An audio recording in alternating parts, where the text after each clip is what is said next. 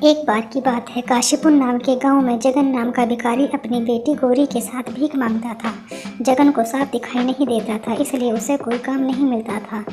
वह अपनी बेटी को साथ लेकर भीख मांगने जाता था। गौरी को भीख मांगना पसंद नहीं था, वह पढ़ना लिखना चाहती थी। जब वह सेठानी के घर भीख मांगने जाते तब उसके बेटे राजू को पढ़ते देखकर उसे अच्छा नहीं लगता। यह देख सेठानी ताने देते हुए, हरिया देख दरवाजे पर वही भिखारी होगा, उसे भीख देकर भेज दो।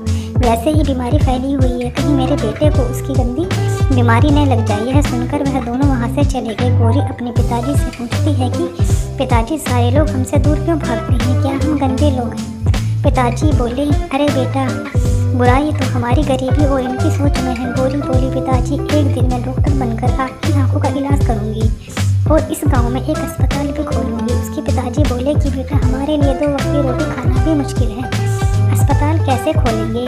तभी उनके पास एक औरत आती है और गौरी को कहती है, अगर तुम हमारे टॉयलेट साफ कर दोगी तो मैं तुम्हें कुछ पैसे भीख में दूंगी। गौरी ने उनका टॉयलेट साफ किया और उसे बहुत बुरा लगने लगा।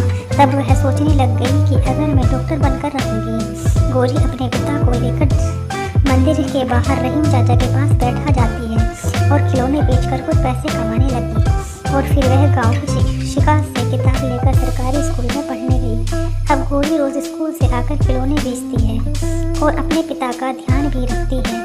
गौरी रात रात भर जाग कर पढ़ाई करती है और हमेशा अव्वल नंबर लाती है। गौरी की कामयाबी देखकर गांव के सभी लोग हैरान रह गए।